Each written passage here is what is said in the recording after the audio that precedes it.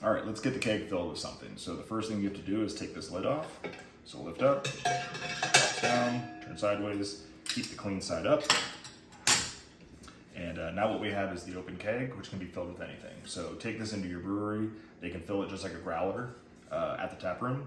You can also get growlers from the brewery, bring them home, pour them in.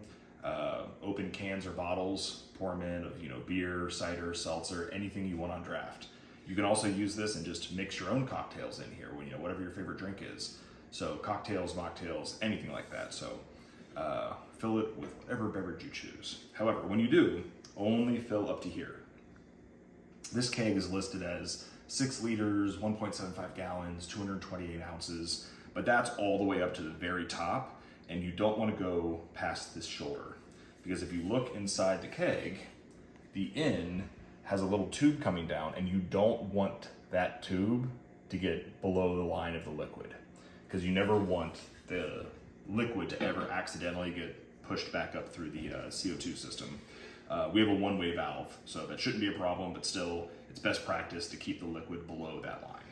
All right, so as far as volume, if you're only filling to this height, this keg will hold 18 12-ounce beers. So if you look at 2 kegs in the cooler keg, you got 36 12-ounce beers, 7 growlers, or 144 3-ounce cocktails. So right now what I'm gonna do is I'm gonna grab some beer and we're gonna fill this thing up with 18 beers to show you all how it works, and to prove a couple comments on social media that said it couldn't fit 18 beers. There's no way that yes, you can. All right, so let's fill the keg. I got a case of beer. We're gonna put 18 12-ounce beers in here to show just how much can go in.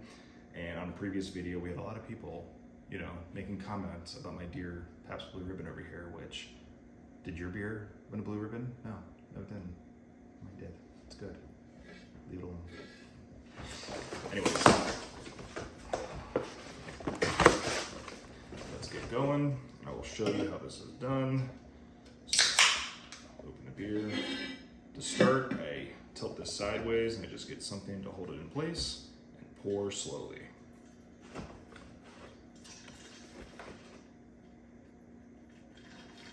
Try not to drip. I dripped.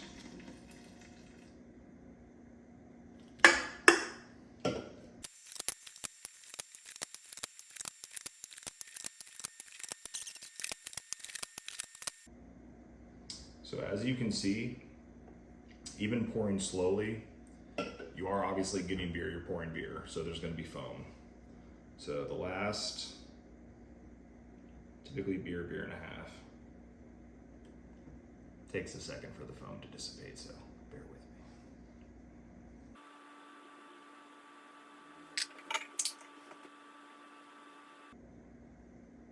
me. Other thing you can do is you're just gonna get a little bit of foam.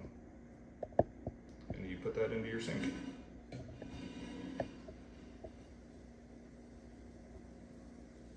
It's just a little bit. But that is 6, 12, 18 12-ounce beers and just a little bit of foam. So then you close it, give it a little rinse.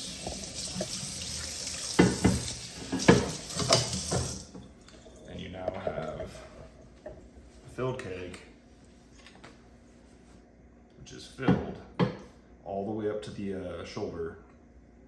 Inside, it's nothing but foam, beer, a little bit of room air. So the next thing we're gonna do is attach the CO2, pressurize it, remove that little bit of room air, and keg's ready to go.